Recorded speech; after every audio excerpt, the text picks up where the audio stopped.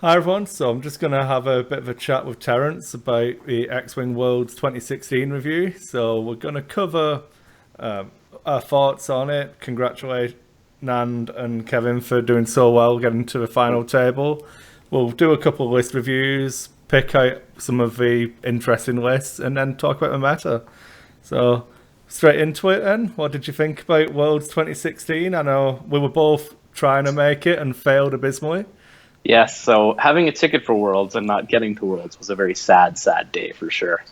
I actually didn't follow it that much just because I was a little bit bitter for not being able to make it. So I only watched the final game. I yeah, jumped in and out and followed with little bits and pieces, but I only actually 100% watched the final game. which was all of 12 minutes long, so it was It's it awesome. was well worth the watch. I've got a video on it. I'm going to edit down to cut out all of the planning phases. So that's going to be Okay. a good 5-minute VOD review. Yes, Going it to be will. awesome. That should come out soon. I've got to I edit it and put some real commentary over it. No, Yeah, I feel bad for Kevin. Like he just a couple of bad choices and then he just got just punished in those 2 rounds. I have very little sympathy because that shit happens to me all the fucking time. So, you know what I mean? You hang hmm Corrin out there at range one of Dengar, and Yeah, I think if we're going to touch on that, just fundamentally, the problem with whatever he was trying to do there was he needed to split it up so Dengar couldn't be pointed at both guys. yeah, And every move he made, Dengar had an opportunity to roll into a position to either be only shooting the one guy yeah. or to be facing both guys, so he still gets his double tap no matter who fires. So I think that Uh, was fundamentally the biggest issue that he had at that table on the first couple rounds. Once Manaru had ran, I think I would have changed tact and put both of them, made sure we were both in arc. Then Yeah, I'd do my TLT shots with Miranda, and if he chooses to not Dengar waiting for Corrin, I'll just then not you just don't shoot. yeah, Yeah, then you just don't shoot. Yeah, exactly. because then you should be plinking 2 damage onto him. He's doing some damage onto one of your ships, which you regen, and just bounce it out that way. I think that's the only way to win if you have to fight Dengar. And from the deployment, he had to fight Dengar. And I think now that we're talking about it, Yeah, fundamentally what he should have done was tried to get him to pop countermeasures as quickly as possible. So yeah, long range scanners to put on, so he's afraid of the 5 dice homing missile. yeah, You've got like you should be getting that first shot off with Corrin so that he is now got the target lock on him. So now you really want him to pop countermeasures as early as possible, so that anything you do beyond that point, you now have the opportunity to get those shots off with impunity. yeah, So that's the way that I would have approached it. The other thing too is, you almost want to go directly at Dengar, and then have the opportunity to put those bombs right in his way, so he yeah. has to go over them. So Yeah. So I suppose I'll just go through the actual list. So Kevin was gonna fly. Well, did fly really well actually. He made it 6-2 throughout the actual Swiss. hmm He was flying Corran Horn with PTL, fire control system, R2D2, and engine for 48 points, and then Miranda Donny with TLT, Advanced Slam, Sabine, extra munitions, homing missile, coronet, and ion bombs. So an absolute shit ton of control with that coronet and ion bomb. yeah, Your favorite homing missile, Miranda? I love it. I think it's fantastic. Shut up! I hate you. Hate. So if you're ever playing against a Miranda, make sure you actually look at what's equipped on her. Don't just assume it's a TLT 3PO and fly straight at it with your Poe Dameron, because then he dies in a. That was a 6 dice homing missile, sir. That range 2 to the face. That's right. It was. That was worst game ever. At But least it was fast. yeah, so that was Kevin's list.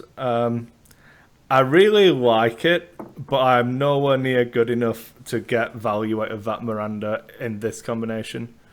I think for myself, I love that Miranda, and I would would play a similar Miranda myself, but I just feel like I'm surprised. Like, I want to know what the run is that got Kevin to here with that Corrin, because exactly what happened with Zuckuss and Dengar in the final table is something that I think would have happened anytime you ran up against Zuckuss any earlier than that. So yeah, I'm very interested to see what his run was. If it was, maybe it was all defenders all the way up, in which case, Corrin can tank those defender shots pretty easily. Yeah. But yeah, I think this list is soft to the world's list, and we saw it on the table. Yeah. Double Regen not even making a comeback, making its debut, I suppose. Mm-hmm. No, I suppose Nathan ran it last year, didn't he, with his Corrin and Paul? That was Double Regen, so... Double Regen, yeah, A-Wings, yeah. Yeah. I'm not really happy that that's back, but, you nerf a shit out of Jump Masters, and that's what's going to happen, isn't it?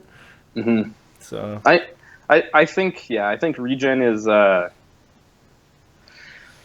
It's interesting, because it can make for some, as the Minox will say, poor play experiences, and it can be really boring games. Like, if you get Miranda at the end versus anything, and you're just running around doing 1 damage, she's regenerating every turn, and 30 minutes of chasing Miranda around is not a fun experience for either side. So I've played a Miranda. I think I did Miranda and Hannah at Nova Open last year when Miranda was still new, and I was inexperienced with her, and it's fun to fly, but I don't think I could do 2 regenerating ships.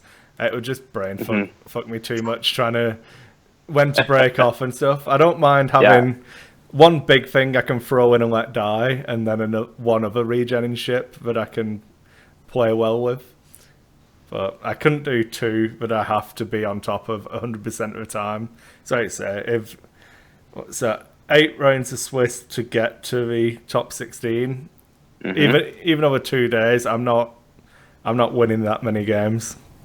Well, the regen games are all going to be long, right? They're going to be, you go in, you plink a shot or 2 off, and you're immediately turned around, and now everybody's chasing.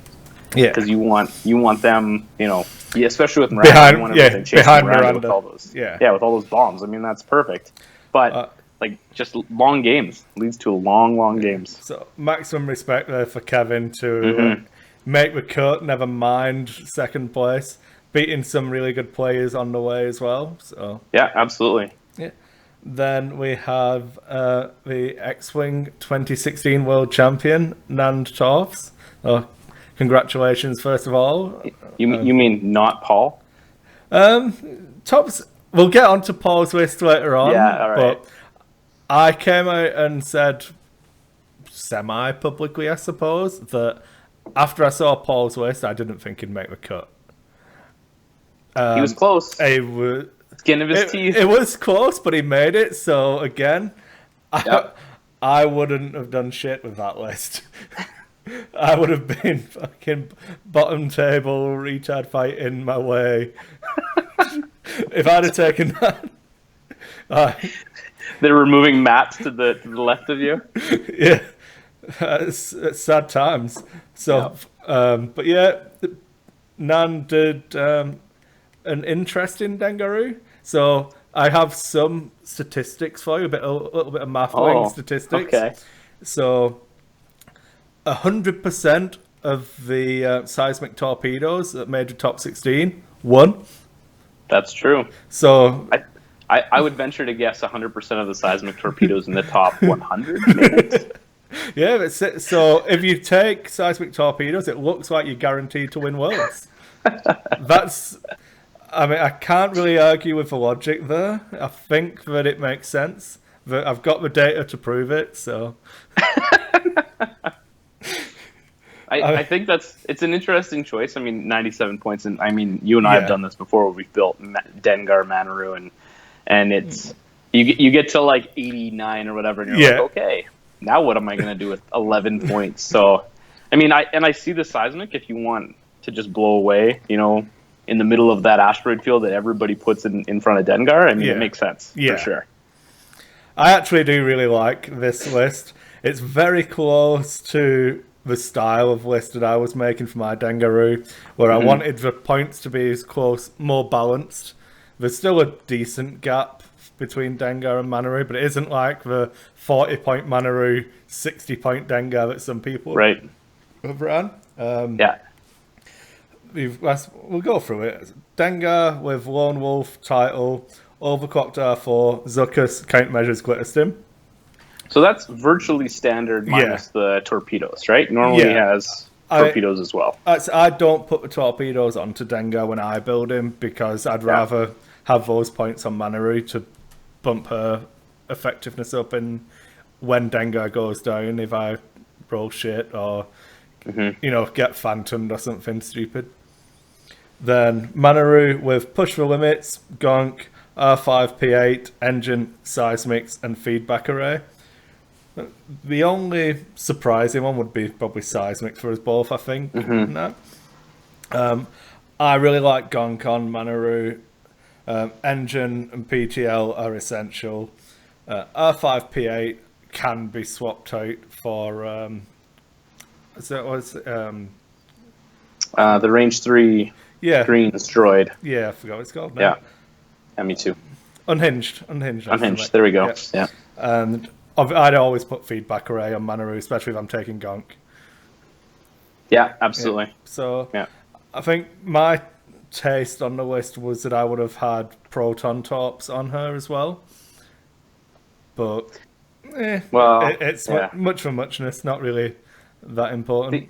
The thing you got to remember too is the 3 points that you leave on the table because you're going to 97. It's really important. Add to whatever ship is left, right? Yeah. So and they actually count as double the amount of points on large ships because if you get to half, Manaroo goes down to say 22, but it's 22 plus 3, not 22 plus 1.5. So I mean, you still kind of get that same effect, even though you're leaving them quote unquote on the table. No, I actually think it's a really good play for the initiative bid for the actual matchup between the two lists, or just helping you against the PS9s in general.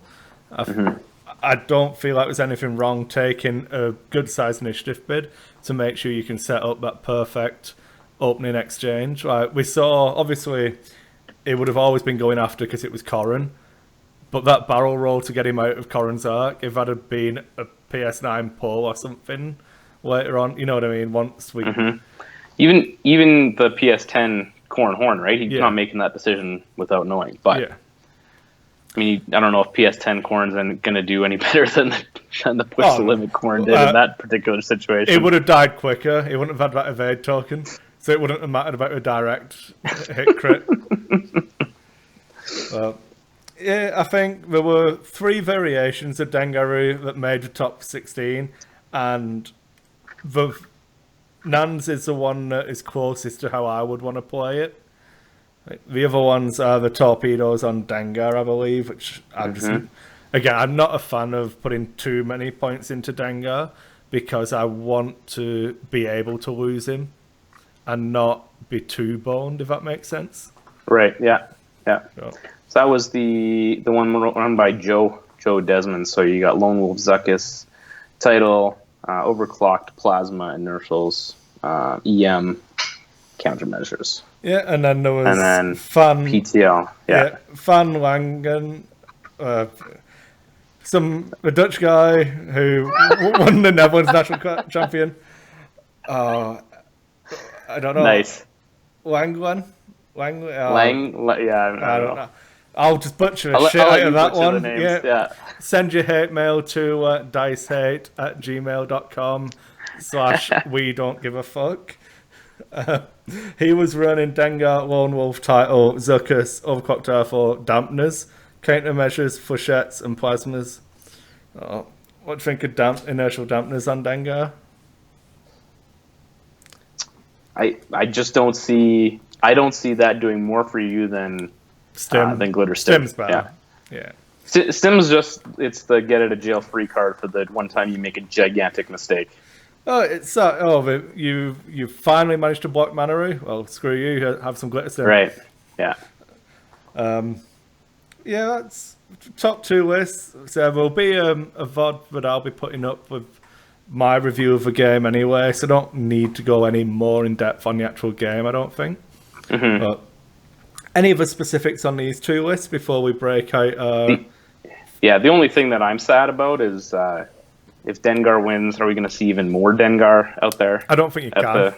It's not like he's going to get more popular, is it? It's like, oh fuck, this list is really, really good, and it won Worlds. I don't know if you remember what happened last year with Poe after Paul won, but it was like the next 3 tournaments I went to, it was like, okay, I have to have a PS 11 or better to be able to compete because everyone's got PS 10 Poe. Everyone. It's okay. So, you take PS 11 Poe now, you'd be all right. Yeah, now. Well, I still you know what, my PS 12 Whisper, Buzzsaw Whisper, still does fine. Still does fine. my PS 12 Whisper. Yeah. I gave you that one on a silver platter. Of course platter. You did, yes. You are amazing. Oh no, I come up with shit and then let good people play it, man. I'd come up with that already. Yeah. I love that. And then other than that, I don't think there's anything surprising about seeing regen as a second list. We're going to see more regen again now that the torpedoes are gone. That's just going to happen, for sure. I suppose we could touch on the fact that a 3 Jumpmaster list actually made it into, is it top 16 or top 32? Where we go? Top 16. Number 8 after Swiss. You've got to be like feeling fucking baller after that, haven't you? You know what? So what you've nerfed Overclock R4 Aggramate. You've nerfed that. And then you've nerfed Deadeye. Fuck you. I'm going to win with this shit anyway. That's fucking balls on that, man. The thing that's interesting there is the adaptability. So not necessarily adaptability up. Adaptability down would be the way that you go because you have 2 intel agents on the table. So you're essentially just trying to get in there and block on the first round, right? Yeah. Just jump as far headed forward as you can and just make it so that everything runs into you. You take your first shots, you get your target locks, and then you flip around, and now you've got all your torpedoes ready to go on the second round instead of on the first round. So, yeah, because he's got the. It's actually a really nice list. I didn't actually pick this one, but it does work really well. I'm gonna have to find it now. So it's 2 scouts with adaptability, plasma, extra munitions, intelligence agents, R4 aggros, and chips.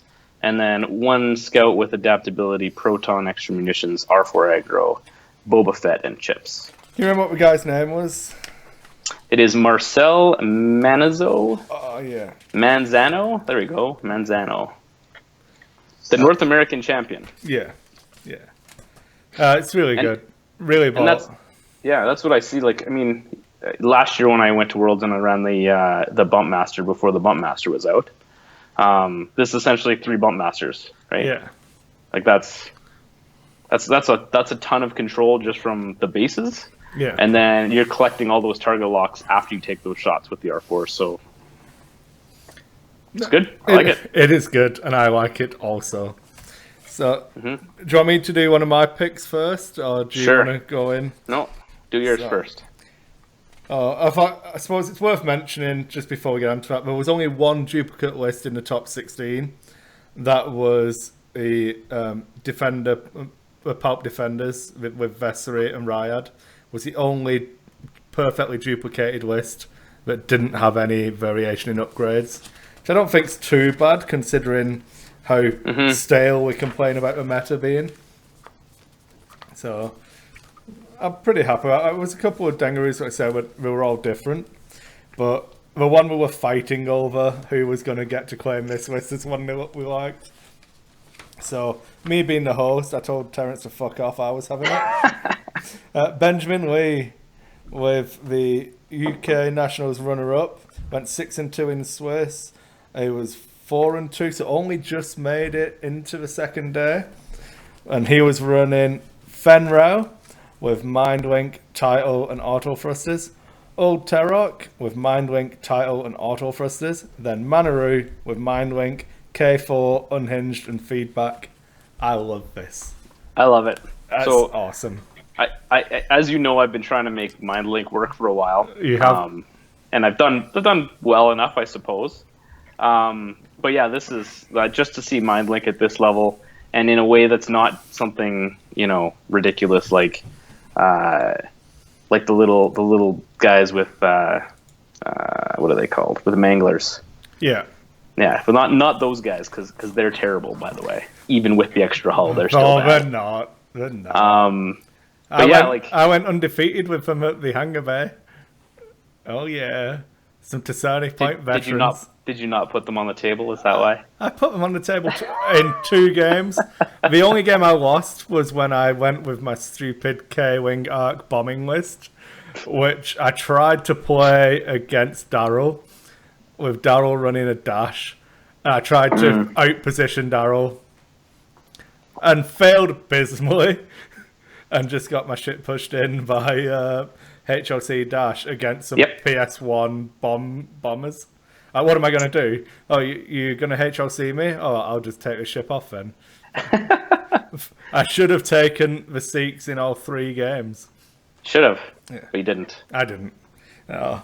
But yeah, I like this list because there's Manaru having the ability to get the K4 with the target locks and then pass the target locks to one of the guys. Yeah. Right, and you've got at least a guaranteed 1, 2, 3, 4, 5 actions. Yeah. Is that right? 1, 2, 3, 4, 5, 6 actions a turn with this list with no stress. Yep. So, yeah, I think this is great. Manaru can clear that stress all day long with the unhinged. Feedback's going to come in and be a lifesaver for that. Just the amount of space you can cover with a barrel roll on that ship to get that feedback into position. That'll finish off any ace that Fen doesn't sort out. Yeah. Really strong list. You've got to fly it well. Once people get the hang of the Fangs, I think they're going to be really good. I just don't think that you can play them. You can't play them like an interceptor, and you can't play them like the title and fearlessness makes you think you should. You've got to walk a line in between. Mm-hmm. Oh. They're almost true flankers. Yeah. Right. Like you can't joust with them, but they're not arc dodgers. They're not. They're not squirrely like an interceptor. They want to come in on the flank of the fight, and that's where they're going to do their work. Yeah. So. So, what was your first choice for the list you wanted to talk about? So I'm actually going to call out where is it? Tom Reed's list. So Ketsu K4 Glitter PTL engine title. Yeah. Asajj Gyro Lazarazi Glitter Stim and PTL. So the reason that I called this list out was because this was almost the exact list that I was looking to take to Worlds myself. And just to see that it went and did this much work is exciting.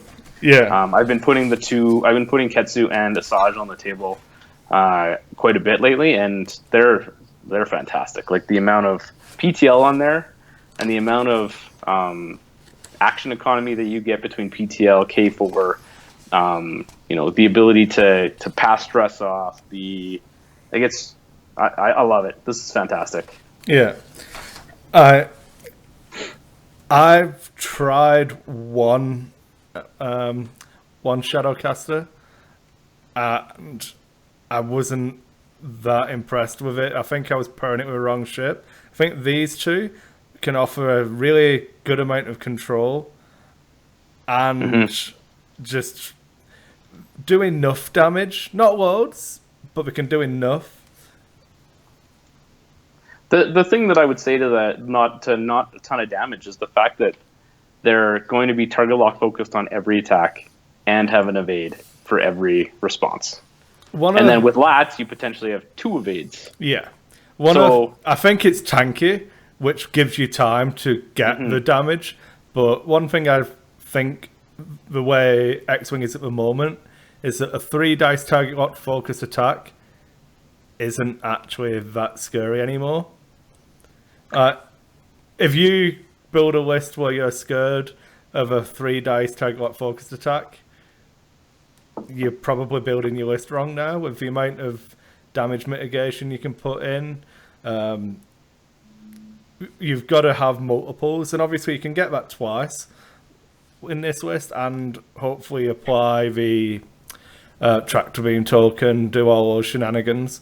Once it gets rolling, I think it can do well, but I just don't think it has that. It isn't a swarm of attacks type thing. It's a 2-ship list. Right. The big thing that I found with this list is that it's so the title on Ketsu, and then Ketsu's ability itself, which doesn't actually trigger hardly at all, by the way, like almost never. Where those two can really help Asajj do work, and then just at how tanky these two ships are, you're going to get a lot of time to do that. Yeah. And the thing about their tankiness is it's generally not a discussion about, well, I have a really good attack or I have a really good defense. It's I have a really good attack and I also have a really good defense. Yeah. So, yeah, I like it. Tom, nice work. Yep. Then my next list that I wanted to talk about. Oh, I forgot what it was now. I'm going to change it up. I'm going to just pick one. Number 32, Mark Fletcher, Sable Griffin. Warden, Advanced Slam, Cluster Mines, Extra Munition, Seismic, Chopper Crew. Warden, Advanced Slam, Cluster Mine, Extra Munition, Seismic, Intel Agent. Warden, Advanced Slam, Cluster Mines, Extra Munitions, Sabine Crew.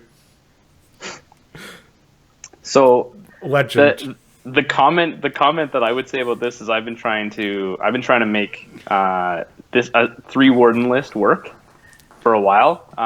The big thing is the cluster mines coming around, making that change. It just makes it so that those huge bombs have enough of a chance to do damage that that it really does a lot of work for you. And then the other piece is those cluster mines put down 3 tokens. Yeah, I was going to go there for Sabine.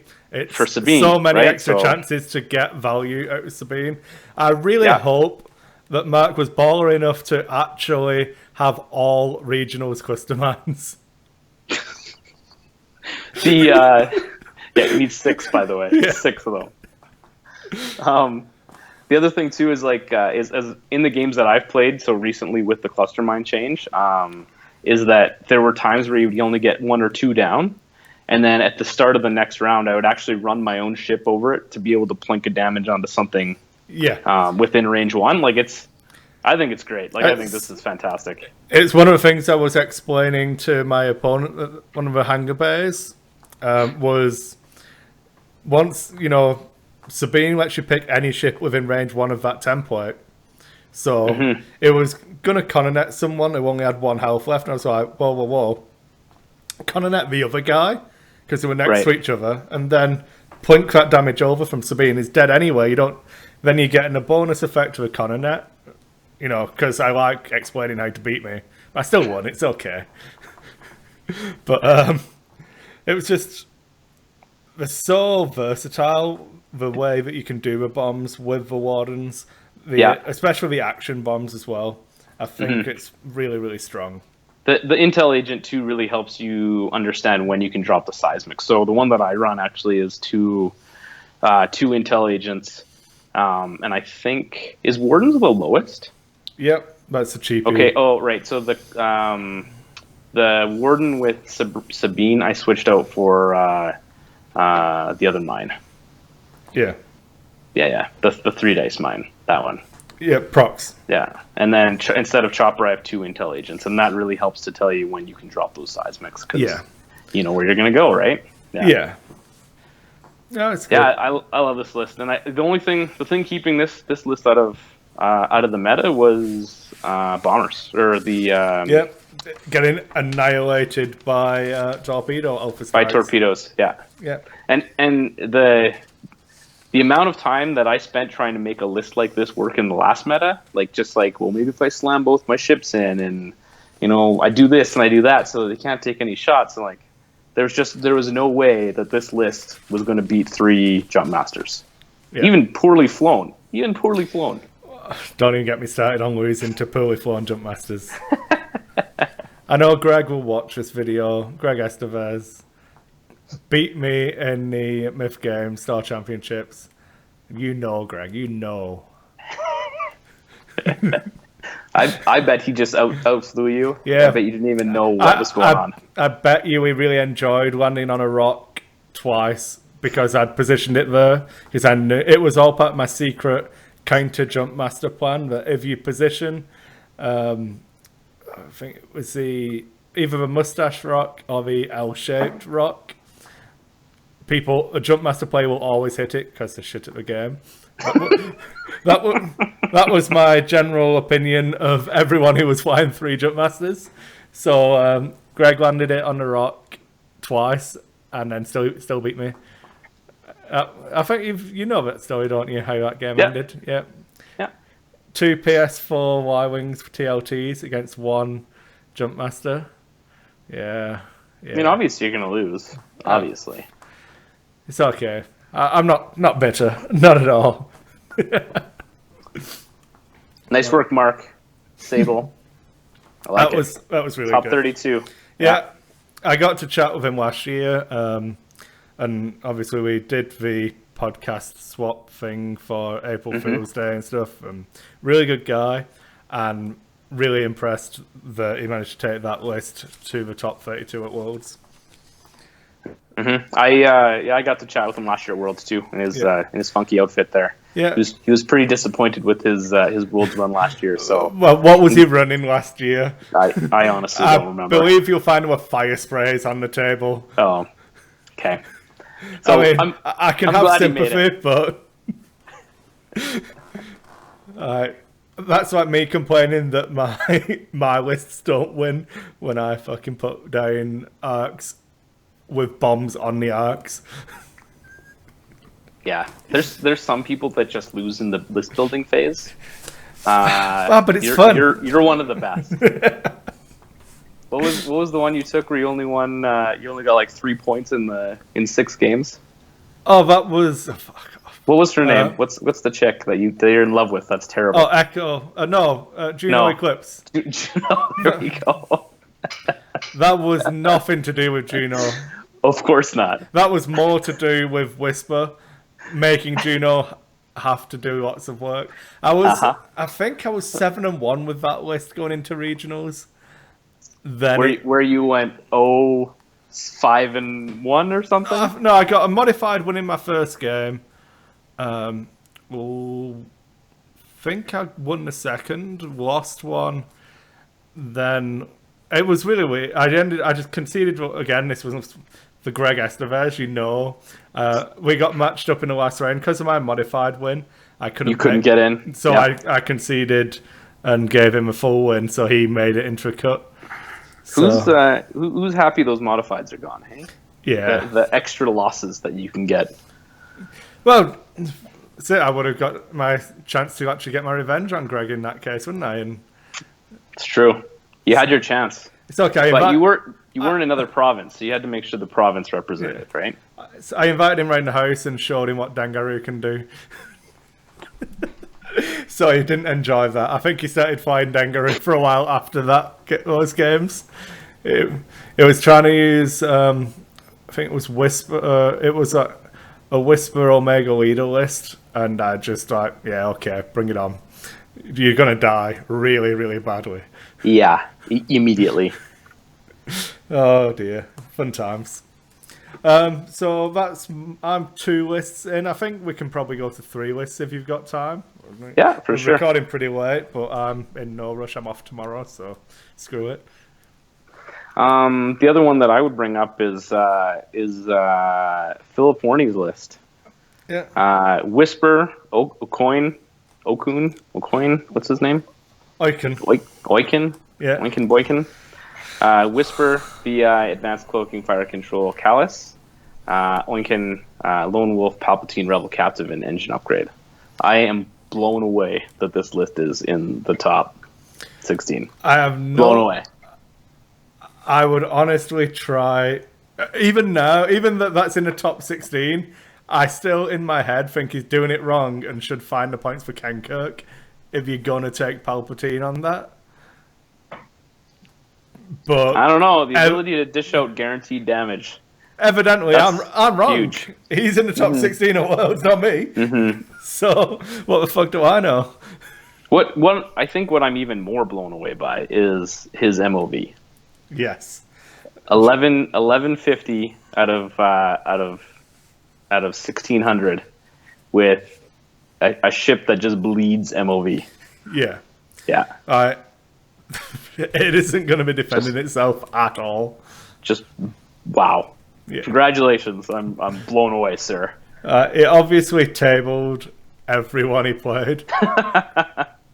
Well, and let's see. He's 2016 regional winner, 2015 North American runner-up. Yeah, he's done all right. Yeah. So he obviously knows what the hell he's doing, but yeah. Shocked. So I was going to call out Heaver's list next, but I might let you do that one because I've got a really, really in-depth, interesting list that will take lots of analysis.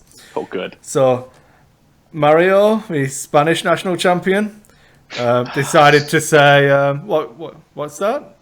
Jump Masters aren't a thing anymore? Well, fuck you. Have 4 TLTY wings. So, thanks, FFG. I'm glad you nerfed Jump Masters. Yeah, thanks.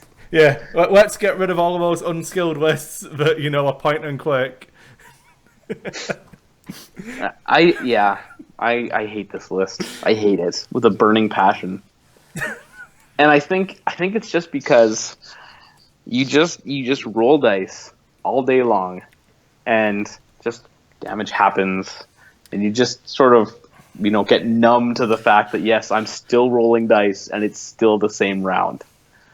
The one thing I would point out, the guy's done well, he's top 16 at Worlds, but in our local meta, Calvin isn't winning events with 4 TLTs anymore. I think even without Jump Masters, I think the game has moved on. There's enough stuff now that can weather the storm or just take them off. Just beat them fast enough. Yeah, absolutely. And the way that I've always described the 4 TLTs is it's like an exponential growth. So 1 TLT is like nothing, and then 2 TLTs is like okay, it's something to be considered. And 3 you're like, oh shit, and 4 you're like, oh fuck. Like this is like, and as soon as you take one down, it goes, the power level just immediately drops again and drops again, right? Yeah. So once you get it kind of down to 2 TLTs, you're in good shape, but sometimes it's just about weathering the storm, like you said, like like a Poe or something, or it's about just being able to burn them down quickly. So I think compared to Jump Masters, I think they're both the same type of list. That if you're going to nerf one, you should have nerfed both of them type thing. But that said, I've lost games competitively to 3 Jump Masters. I haven't lost games I've never lost a competitive game to 4 TLTs. So they can't be that good if I can beat them. Got to get those digs in quick, mate. You're not quick enough with these insults. The way that I would describe for 4 TLTs is it's a measuring stick, right? Like it's a list that you just have to be able to handle. Yeah. And then you move on to the next thing. Whereas I think the difference between these and the Jump Masters was Jump Masters fundamentally took things out of the meta. Like just you cannot field that. So yeah. So do you want to bring up Paul's list then, or shall I? Sure, why not? Because I get to look like a fucking dick now. We got to cover it. I mean, he's the 3-time world champion. Yeah. So he's rolling Ventress with PTL, Lazarazi, Black Market Slicer Tools, Shadowcaster, and Engine. And then 2 Thugs with TLT and Go Really Fast, Unhinged Astromechs. So he was one of the only 2 people to run Black Market Slicer Tools. So, what are your thoughts on... 2 in the top 32? Was it 32? Yeah, 2 in the top 32. Only 2 people ran them in top 32. I'm a little surprised, and the only reason that I'm surprised is because look at what won Worlds. Yeah, I know. And Me and you fundamentally differ in our opinions on the black market slicer tools, because I I don't think they're worth the slot. Obviously, the Shadowcaster can take 2 anyway, so it's not really losing out.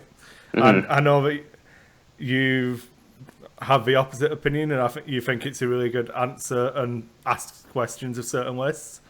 So, yeah, I think if it's sprinkled around appropriately, it really curbs things like Dengaroo, like your PTL aces. yeah. But if it's something that you're building your list around, then you're probably not gonna do that well. The only side note there is on Ventress, because she can apply the stress. Yes. And then next turn, if it's something higher than her, use the tools on that before it gets a chance to remove the stress. So Yeah. and with PTL, it's not like you're losing your action; you still get to do an action. So Yeah, and I like the way that Paul's gone about it, in that he's still got lats in there as well. So if the black market slicer tools aren't taking it off, he's still got lats to use the stress he's applying to give himself a benefit. yeah, So I think it's a very clever list. I came out, once I saw the list he was flying, I sent a text out to a couple of guys on the Nova Squadron podcast, and I was like, I don't think Paul's going to make the cut this year. And it proved me wrong. I'm extremely happy that he's shown what that type of scum toolboxy type list can do. Mm-hmm. And I do call it a scum toolbox list, 'cause it's similar. The one I was trying to do had the YV666 alongside this type of Ventress. yep, And I mean, I did take slicer tools because, I can eat humble pie and stuff like that. I don't mind. But I just think that the TLTs now, obviously this was before the nerf to Jump Masters. right. So I feel like it's something I'd be interested to explore. I would rather steal this Paul's list again this year than steal the winning list. Yes.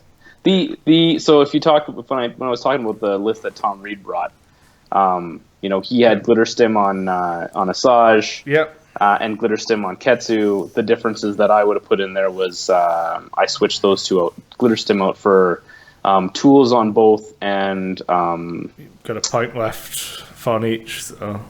Yeah, the thing you drop. Oh, the cargo chute. Yep. Right. So that's what I did on in my version, is I switched those out to give. You mean you didn't buy 4 pursuit craft so you can go with all the cargo? No, that's ridiculous. Ridiculous. But yeah, so 2, 1 each. I want to get commissions for selling pursuit craft. That's how it is.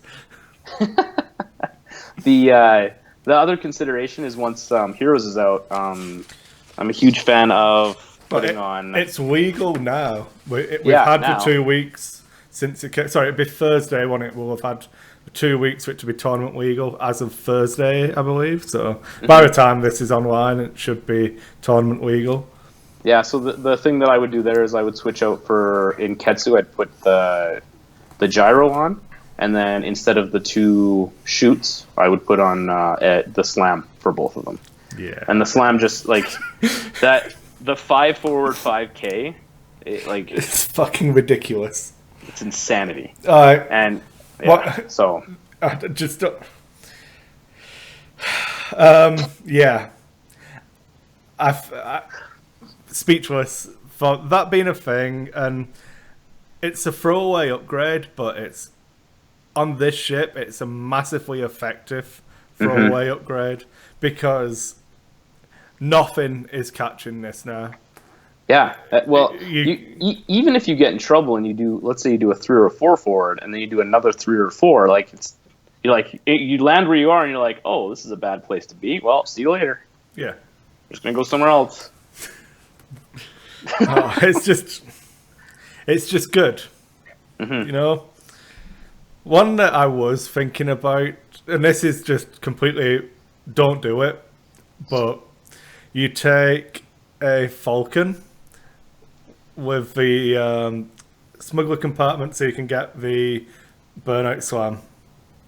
Then you take Chopper and Kanan crew. So you do a K-turn, Chopper to do an action to slam back, which counts as executing a white maneuver because your 4 straight is white, and then remove the stress. Terrible. Don't do that. Nobody should do that. No, don't do it. I told you. I said don't do it, but you know, terrible. It's kind of like having a 0 and then lightning reflexes, which you could also do, and it wouldn't inflict a damage on you, but you'd be stressed afterwards. I shake my head at you sometimes. Just what goes through there? I just like thinking about interesting things you can do with the game. There will be a time where you'll be like, if only I could put this ship in the exact same position, but facing the other way. No, that time doesn't exist for me. Ever. Yeah. I'm always thinking into the next turn, not into, oh crap, this turn could have gone better if. So, I wanted to touch on Aaron Bonner's list, Kinetic Operator. So, this first time he missed out on the cut. He had the same 6-2 record as Paul Heaver and a few of the other guys, but was just a little bit below on the MOV. Well, he missed out by, it looks like... Well, hang on. Let's call that out. So 41 MOV. 6-2 went down to 41. Yeah. So, like, Paul was one of 2 out of the 25 6-2s. Yeah. That made it. So just like the 6-2 is not no slouch. No, not at all. No slouch at all. Especially when you look at the list. He was flying Dengar with Lone Wolf title, Rec Spec, R4, and Flechette torpedo and guidance chips. Yep, guidance chips. Not engine. Just relying on his one action and being good enough at the game. Then Bosk with VI, homing missile, K4, Zuckus, Forlom, and guidance chips. So the only reason I wanted to mention that is for Patrick. He loves himself some homing missile Bosk.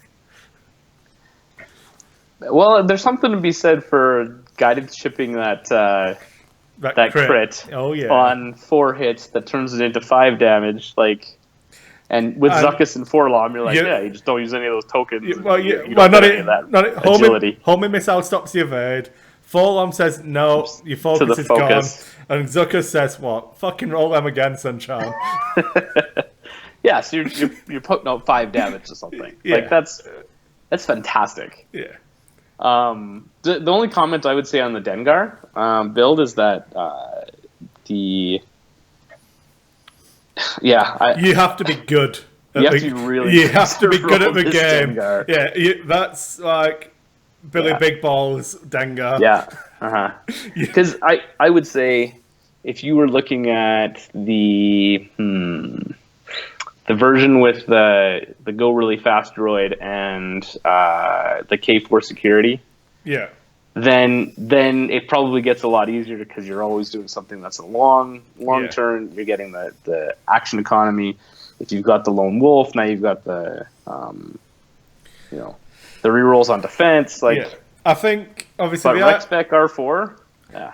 The idea is obviously you take your primary shot, and then your retaliation shot is going to be Rec Spec as well, and just it's good, but you've a braver man than me running that with guidance chips for that Flechette torpedo. I mean, the guidance chips cost nothing, but the Flechette torpedo costs 2 points, and I don't know. I'm still feeling push over Lone Wolf in this list. I don't know. If you did push though, you'd have to do the unhinged. Yeah, have to.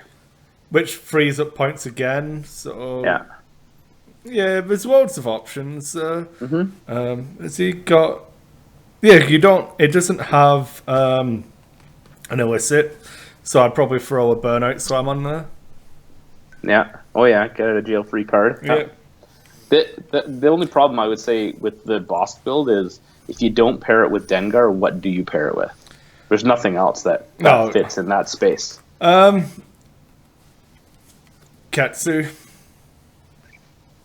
You're not gonna. How are you gonna get a 53-point Ketsu?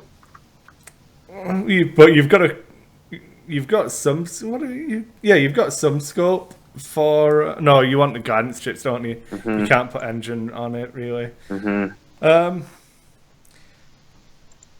Yeah, so that's what I'm saying. I was going to say something stupid just to piss you off, but it's like 53 points. I'll get you a Guri. Yes, you could. I could, and I bet you would do good at that Guri build. I had Guri with my Tasari point veterans that was undefeated. I love like Guri is awesome if you're better than your opponent. I was gonna say we should play with that Guri list. If you're better than your opponent, who was I? I think this is going to sound really arrogant now. Sorry, Jerry. Was playing against Jerry. He was running Dash and a Lawful Rebel, and I took him apart with Guri. I almost managed to block him off the table, but it just fit on, and just outflying someone with Guri is so rewarding. The comment there for your opponent is he's probably the nicest guy that comes to any of those tables. So, yeah.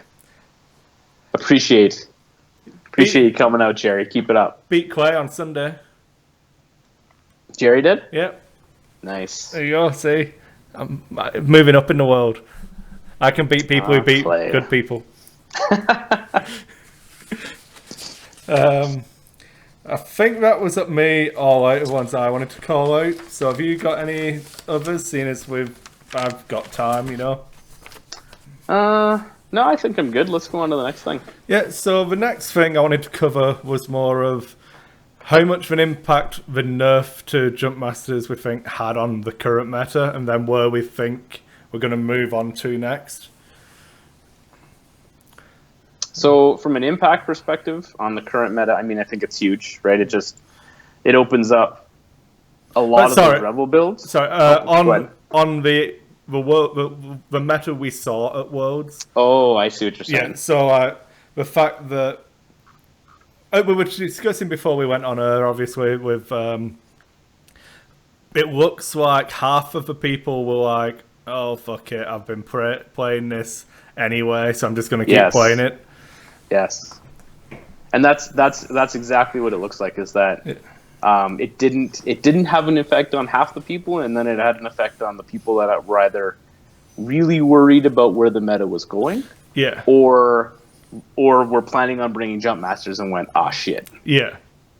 But I mean, otherwise, if you look at like the lists that are in there, you got the Palp whatevers. I mean, those are still going to be around whether or not Jump Masters were around, and they were almost half of the lists in the top. What, 16? Top 30? I think now they've started actively nerfing cards, which I always thought, I'm happy it's been done, but I always thought they were going to be loath to do it. Now it's been done, Pulp should be limited to range 3. Yes, absolutely. Fixed, job done, move on. And I think that's all it needs, right? It would still, the power level would still be there, but you'd at least have the opportunity to have that ship inside the combat area when shit's going down. Yeah. You know, he's not range 7 on the other side of the map still screwing everybody over. Yeah, and then the same will happen to Manaru, and Jump Masters will have received 3 nerfs to Palpatine's 1, and people still cry foul that, you know. To be fair, I think Manaru needs it. I've flown a lot of Manaru. I don't think it's a good direction for the game. I think that you need to have those limits on these abilities. The problem with Manaru is that Dengar and Zuckuss exist. And obviously, I think probably Fenro once people get a grip of him. Other than those ships, I think Manary would be fine if she's supporting some fucking Banari pirates. Oh, have a focus tank. Yeah, what the fuck ever. Yeah, I don't give a shit. Yeah. You know, if she was being used to facilitate people getting a torpedo or a missile off, then she's awesome and is working as advertised. But she isn't doing that. She's facilitating people going, you can't hurt me. Thanks for not playing the game with me. Well, so just to put another point on that, so I've been running a list with MindLink and C and I think it was Nadru, and then on Manaru you've got Engine and 88. So now Manaru is passing Focus and Evade every turn from across the board. Like Manaru just fucks off. Yeah, just goes. I'm just going to give Focus Evade to either the tankiest Brobot you've ever seen, or to Nadru, who is going to be all by himself because he's going to have 2 focuses and an evade token and a target lock every round. Like, insanity. Until you run into that Bosk. Yeah. I think the ability is fantastic. The ability to pass all those things is great, but having that range restriction ups the skill requirement, which I think is important. Well, I mean, for big nerfs like this, and like the one that we did to Deadeye, so I said they didn't nerf Jump Masters, they nerfed Deadeye. You know, it's not their fault. It's the only thing it affected. Okay. Well, I think they called it out, didn't they? Yeah, Alex did specifically say, "Fuck you, Jump Masters, and all you people who bought 3, ram it up your hoop." But I don't know. 3 Jump Masters did make it into the top 16, so still, yeah. I won't be flying for 3. I don't own 3, but I wouldn't have been flying it. For a short period, I owned 4, so that was fun. I didn't want to let you exchange that one. I wanted to make you keep it. I wanted to see you run 4 naked Jump Masters. Oh, well, you can have adaptability and guidance chips. Sweet. Not even naked Jump Masters, man. I know. Adaptability. Hey, and soon we're going to be able to have... Oh. No, that's it. Yeah. Fun times. I think it's obvious... The meta was really varied at this Worlds. And part of me is really happy. But the other part of me is worried that it was only this varied. Because like 10 days out from the tournament, FFG went... Yeah. And just shook it up, and people had to change it. The comment that I would make on that is, I think if you look at FFG's strategy, that you're going to see something like that for every Worlds going forward. Either Worlds or because the last time they did it was just at the end of regional season, just before national season started, right? So I think that's going to be a common thing before major tournaments. I don't mind a release. I don't want to see a direct nerf to a list that someone may have been practicing. If you go out, buy a list to run to Worlds, I feel like I very, very rarely do I have anything negative to say about FFG. And it's not 100% negative because I'm happy with the results. But if I'd have gone out and spent $300 to get a 3 Jump Master list because I was going to Worlds, I'm a little bit shit at the game, but I wanted to do a respectable level, you know, take an easy list, blah, blah, blah, whatever. If I'd have gone out and spent that money for them to 10 days before the event say, nah, it's not happening. Now, the comment that I would counter with there to say, it's Worlds, if you're some shit scrub who doesn't know how to play the game, then you're probably not going to do that well anyway. No, I'm not butthurt about it. I'm not upset. I can just empathize with people who might feel that way. I have that problem. I can't do any of that. I'm a nasty prick, but you know, I see where you're coming from. But yeah, like I mean, I think if you do things like this to the meta just prior to major events, what it does is it says, okay, the better players will respond and come up with the things that are going to work. Right? I agree with that statement 100%. So I still think it might be a dick move at times to just outright nerf something. Why? I would much prefer it if it was Wave 10 and Heroes hit 2 weeks before Worlds. Is anyone going to be brave enough to take the new stuff that's obviously good? Let Ray in there and she would have messed stuff up. You know what I mean? Mm-hmm. Yeah. If it had released the week before or even, a couple days before, right? Adding more stuff into the meta doesn't bother me in the slightest. But I have to doff my cap to them because this has produced what is, in my opinion, a really varied and interesting meta. And I don't think... Well, for this event, right? Yeah, and that's the problem. Even though it's for this event, the meta will never stay varied and interesting because of that's what we do. That's what the internet's about. You filter it and run it through the system again until it's as optimized as it can get. Then we talk about it on a podcast and go, if you're not flying this, you're fucking shit. And then complain that everyone's flying the same thing. Yeah.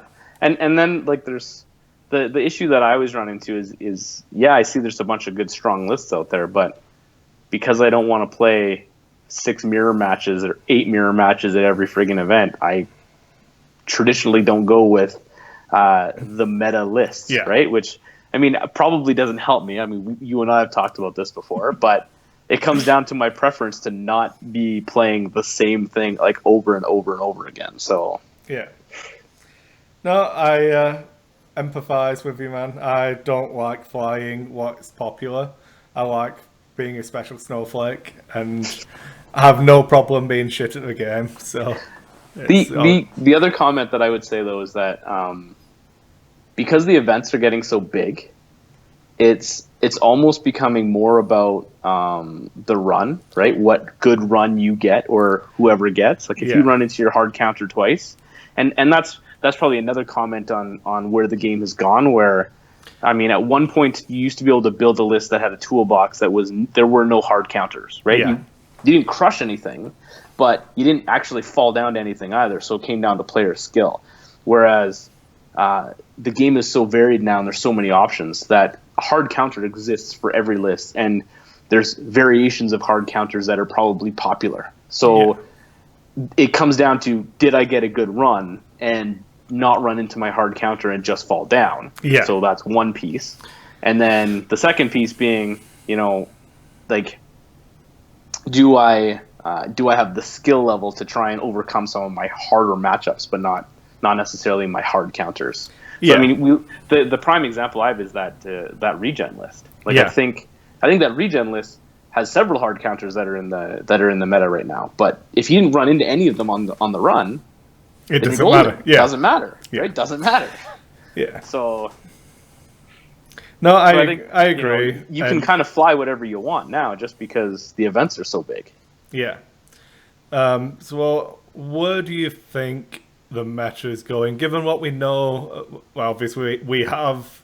I'm assuming you've bought your heroes, and we know quite a bit about Wave 10.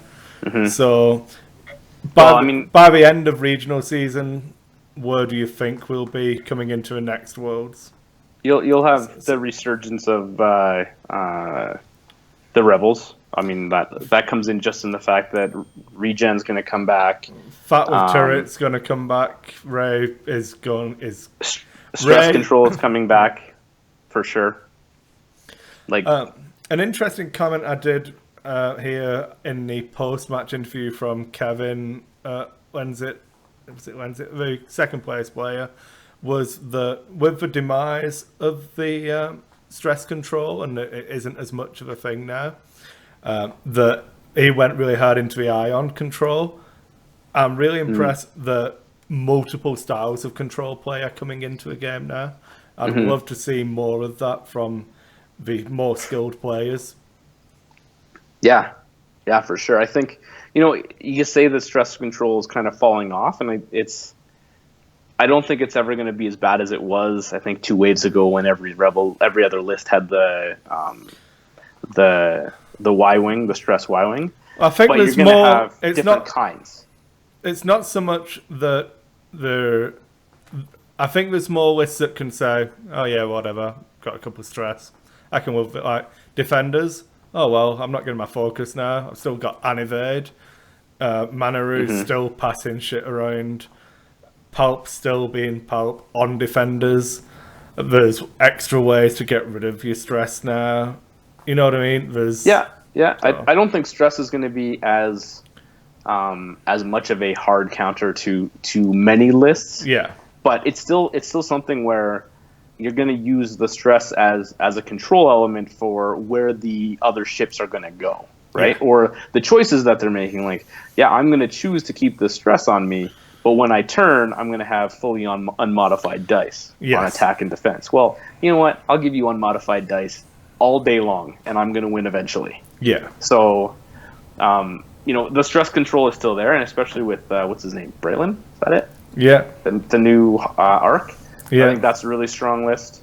There's options there, like you can, instead of gunner, which everybody's talking about, you also have the option for just a straight up tactician. Yeah. So now you're applying 2 to a range band. Yeah.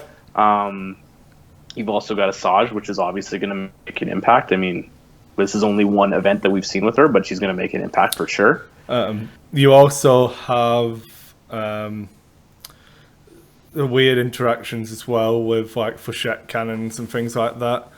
You can do Fourchette torpedoes on and tactician because of the wording on it, so you don't necessarily have to stress yourself at all. There's multiple options for how to apply that stress with that specific ship. That was just tangential, sorry. With Braylon's, yeah. Yeah. Yeah, for sure. So I know I was running, I'm not suggesting people actually run this, but you can get into this style of it with Fourchette cannon and tactician. They double stress people and have zero cost to yourself, other than you have to actually take tactician and Fourchette cannon. Yes, that is a cost in itself, sir. I know. That's why I stated it, That's why I said it out loud. The other thing that I would say when you talk about ion control is, Sable Griffin went to the nth degree with that build for the bombs. Yeah. But I think there's an opportunity there to just sprinkle in 1. Oh, definitely. And offer an element of something that you've never seen before. I think Coronet Ion Bomb, especially on, not even especially on a carry, on anything that can take them, it's massively powerful because you can action to drop the Coronet, which guarantees where they're going to be, which means you can then drop your Ion Bomb knowing where they're going to be because you've just made. So and it's 2 turns, right, in a row where you're going to go straight. And, yeah. It's going to be good. I'm really, really happy. It's just interesting. I like that aspect of the game.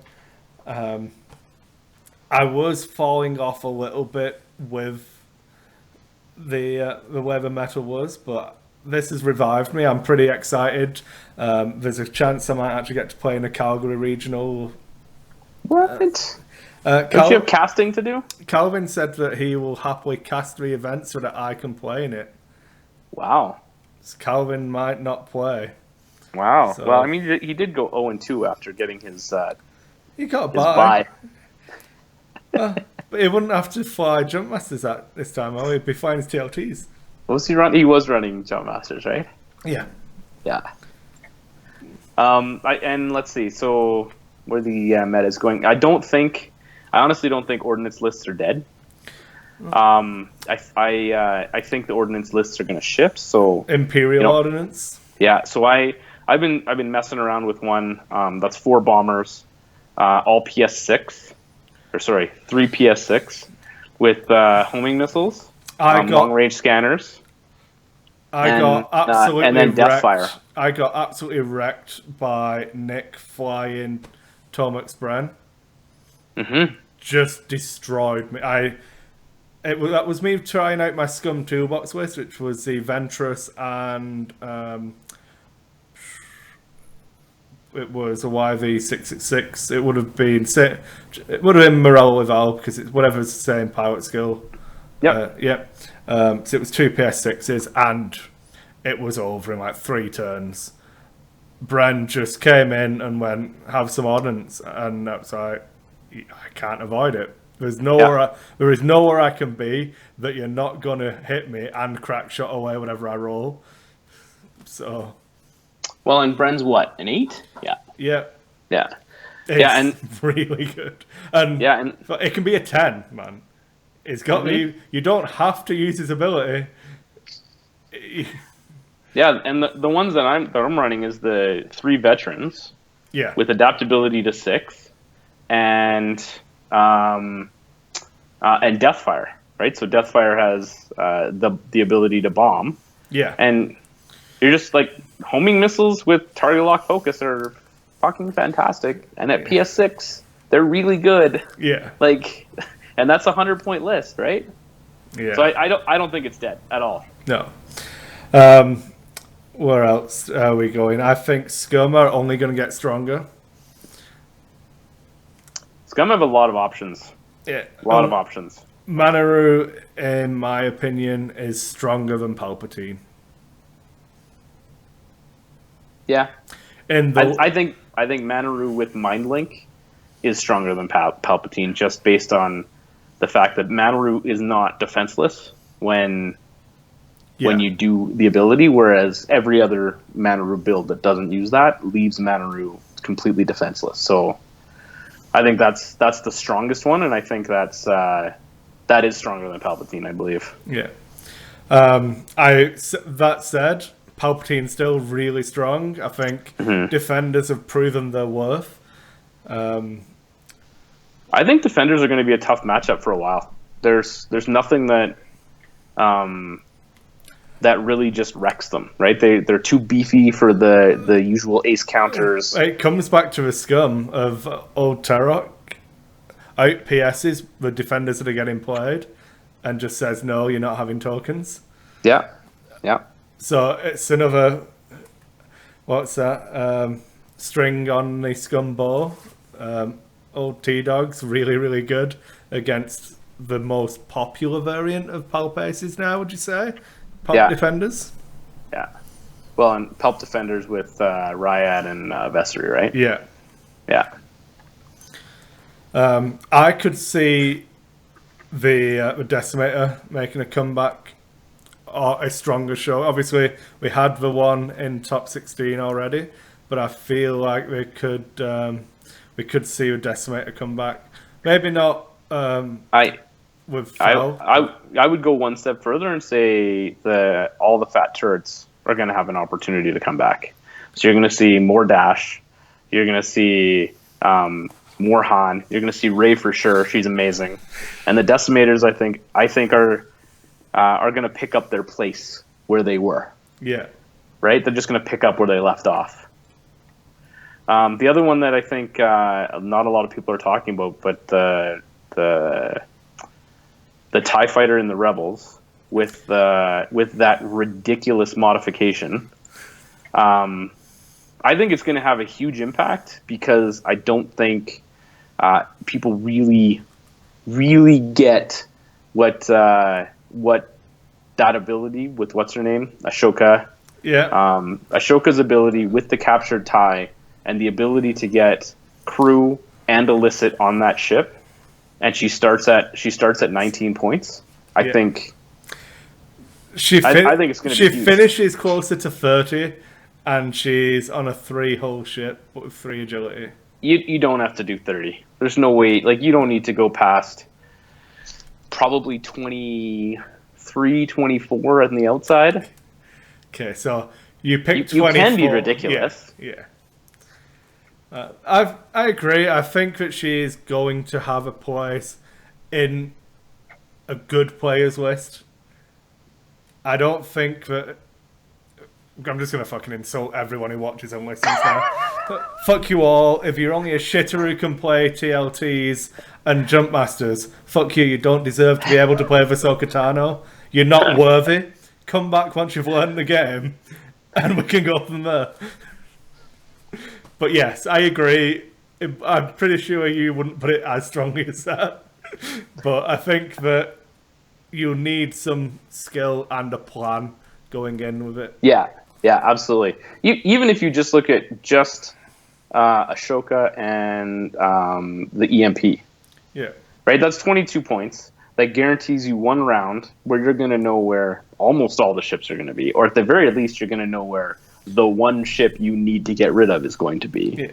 And that leaves you 80 points of your list to deal with that ship. Yeah. And Like, it's like for me, the comparison I'd use is that on the same type of points level is the old stress spot Y-Wing, the stress hog. Anyone could throw that into a list and get value out of it. Not anyone is going to be able to throw in this Ahsoka and get the same value as another player. Mm-hmm. So I honestly think that she will be good. The other options you have there, like even if you look at Ashoka with Black Market Slicer tools, which gives you opportunity to do damage, and then Jin. So, Jin's you have the opportunity to give away 3 focus tokens to whoever's in trouble. Yeah. Right? Like this, and nobody can touch this ship. Like you just watch it fly by. And you can use it as a blocker. You can block with it for the next turn, and no one can do anything about it until it's the last ship where you decide to finally shoot with it. Like it's or you're a higher pilot skill. So you you're running a 10. When you turn up with your PS12 Whisper and go, what's that shit you've got on the table? That's right. Just take it off. That's right. Not a common list. Yet. When you need to hard counter Ahsoka Tano. But like okay, so let's say you've got your typical 9s, right? You got 2 9s coming at her. Well, she still does her thing where she gives away free actions. Yeah. She still has the ability to use Jin. She still has the ability to use Black Market Slicer tools. And now I'm just shooting with her instead. Yeah. Yeah. You don't have to rely on the ability, and that's what I mean.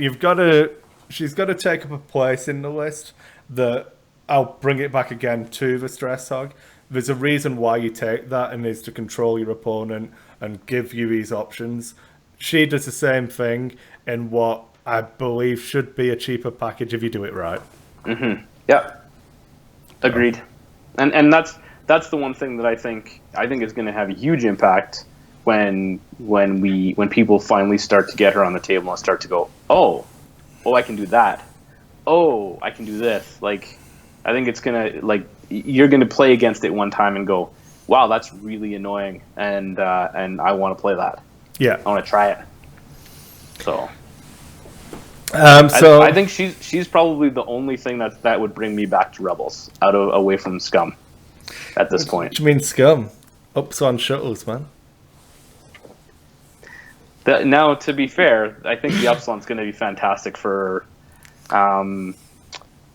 using interceptors or other PTL-based ships to counter some of that, like the Black Market Slicer tools if they ever became crazy, because you have the opportunity to hit a fell with an action from Coordinate. He PTLs off of that, and then he does a green, does another action, and now he's stressless. Yep. At the end of every turn. Yeah. Every turn, forever. You can just be stressless. Yeah, it still gets the stress to take 1 trillion focuses, and then it's gone. And the other one is when the nerf to Palpatine comes, I can already expect it. I can already see the new Hux. Hux' ability is pretty good. Mm-hmm. Even just the ability to give out 3 focus tokens. Yeah. Period. That's fantastic. Yeah. Yeah. I think there's a different type of support ship coming, and I'm pretty excited for it. I don't think it'll change Imperials massively, but you can't just go, oh, well, it's a shuttle. You've now got to go, holy shit, it's a fucking death shuttle coming at me with a 4-dice primary and a green 2 bank, which would imply to me that the dial's fucking baller, because there's not many ships with a green 2 bank on a large base that have a shit dial. The other thing you need to consider too is tech is becoming a thing. It's useful in the next 2 waves. We're going to have I think 7 different choices of tech, and of the 7 different choices, you have probably 4 or 5 of them that are pretty decent, and the Upsilon rocks 2 of them. Yeah. So, and you always got the system slot in there, which is fantastic, and then 2 crew, and crew is hands down the best slot in the game. Period. Yeah. It's the best. So, yeah, like I think So everyone needs. I think you're right. There's going to be a new kinds of support, right? Yeah. And that's going to come in the form of the Epsilon shuttle using the coordinate action, and crew members that don't require actions or tech that doesn't require actions to influence your squad. Yeah. Well, there's what is it the maneuver one that hands out? Is it the targeting specialist that came with a bomber? Is that after a maneuver? You get to hand out target locks? I can't remember. Fleet officer? Yeah. Operations specialist? Yeah. Oh, there we go. We've lost. There we go. There we go. Oops. Yeah, so fleet officer is the action. Operations specialist is after a friendly ship performs an attack that does not hit. You may assign it 1 focus token. That one's odd. Yeah. And then there is one you're talking about though. I'm sure it was targeting coordinator. No, it's one of. I'm sure it was the one out of the systems officer. Yeah. After you execute a green maneuver, yeah. Another friendly ship at range 1. Yeah, so I mean that's a primary example, right? You put in the systems officer. You put in potentially Hux or somebody else. You've got the coordinate action. I don't know. There's options there for sure. I mean, I'd look at, because I'm crazy, you can do like Kylo Ren on the shuttle. That as in flying the shuttle. Then you can take something like Mara Jade, or you could take Rebel Captive. Like, who the fuck's going to want to shoot at that? Let's say you've declared a shot at me. Well, take a fucking stress and let me pick a damage card to inflict under your shields. The only problem I have with Kylo Ren is that it's a must. So you give your opponent the opportunity to decide where I'll show you the dark side condition card resides. Yeah, and that to me is the main fall down of Kylo Ren, the shuttle, rather than Kylo Ren the crew. I would take that over it not being an action, because if you're choosing to not shoot at me with your ace, okay, you know what, I've got a 4 dice primary on this ship, but I'm gonna fucking wreck you with because you're not shooting me with your best ship. But it's not even that. It could be you are shooting with the best ship because you have the bad crit on another ship. Yeah. From the turn before, right? Well, and the other thing that people have brought up is that eventually you're going to run, like, it only takes 8 shots, and then that effect doesn't do anything anymore for the rest of the game. Yeah. So I don't know, 8 rounds. 8 rounds. Probably dead before then, but there is an end point. Yes. So, but you know what I mean? I think that's an interesting. I'm gonna actually have to have a look. I might do a should I fly me on that kind of Kylo. I need some stupid sensor jammer on it as well. Put the other crew hotshot co-pilot. Is that rebel only? They have to spend the focuses. I don't know. Just make it fun. Make nobody ever want to shoot my ship, and then run it alongside a Ken Kirk Palpatine. Hotshot co-pilot is 4 points. Okay, maybe not. Maybe not that one. No, definitely not that one. Sensor jammer and that, because I hate myself. And you remember we talked about losing in the list building phase? Yeah. Yes, I do. Well, to be honest, mate, if people can't actually filter out when I'm fucking trolling the shit out of them, and when I'm being serious, I would say they get confused by the lists you actually bring to tournaments. Oh. Yeah, fair one. I still have a winning record with that list. I didn't lose enough games to lose my winning record. Yeah, you stopped just in time. The other thing about the shuttle too is the title, which I think is fantastic with that subtle stress mechanic. Right, Yeah. for 2 points, you just hand out stress. Here, have some stress. Oh, Yeah. you can have some stress. I'm gonna So- have to like cross out the name and give it an actual proper title. I'm gonna put Kylo Ren shuttle on Kylo Ren flying the shuttle, which is an Upsilon class shuttle. Fuck off. His shuttle doesn't have a name though. No, it's Kylo Ren shuttle. Hmm. It's a bit shit. Yeah, that's terrible. I That's feel like worse every shuttle than should have a title. that one. Or every title should actually be a title. Yes, there we go. Yeah. That's what I was trying to say. Like, that's worse for me than Omega Ace and Omega Leader. Bottling it to go with fucking Kylo Ren shuttle. Yeah. Yes. I mean, put that shit on the box. Don't put it on a card. Oh, what shuttle are you working on today? Kylo Ren shuttle. But it's in that one over there. You know? Oh, fuck.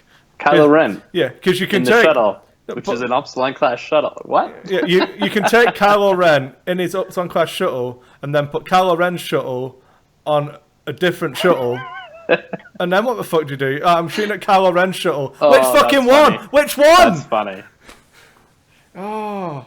I didn't even think of that. No, that's hilarious. Yeah. Well, that's the same problem we have with old Han, new Han, right? And old Poe, new Poe, or whatever. I've got the Falcon title. Oh, awesome. Yeah. I have the Falcon title on old Han. Yeah. Yeah. Is it old man Han or the first release Han? What are we talking about here? Let's be honest. Which title is it? As much as I really, really, really like new Han, the Heroes of the Resistance is dead now, Han Solo. As much as I really, really like that, I'm taking old Han every time. The using the ability once, fantastic. Boom! Breaks the game. I've deployed. Oh, you've flown away. Oh shit. Yeah, you'd have to capitalize on that in a regular way. That would somehow make it better than just a straight up reroll on every single attack for the entire game. The way I looked at it is I would rather put Finn on old Han and just not have a pilot ability, but have a 4 dice primary. Well, Finn plus the new make it like Rey, right? You always want to be in the arc, and now I just roll 4 dice instead of 3 all the time. Yeah. Fantastic. Not only that, but I think 3PO is still just as useful, isn't he? Because you still only roll in the 1 die. Yeah. Well, you get the blank result. You're guaranteed that one of them is going to be blank, so you're only rolling 1 die. Yeah. So then Lone Wolf is still... And then you got Lone Wolf, yeah, absolutely. Lone Wolf has a place on this Han Solo. Oh, you could go new Han. And Hotshot Co-Pilot... Oh, no, sorry, don't. I don't know. I don't know what... I suppose you can make them spend it to modify 0 dice. Oh, get in. You fucking hit me 5 times with your range 1 primary whisper. Best spend your focus. Which you're going to get back immediately. Yeah. Thanks for jumping the gun on that one. I was building up. I'm very interested to see if anybody can make it worth the 4 points.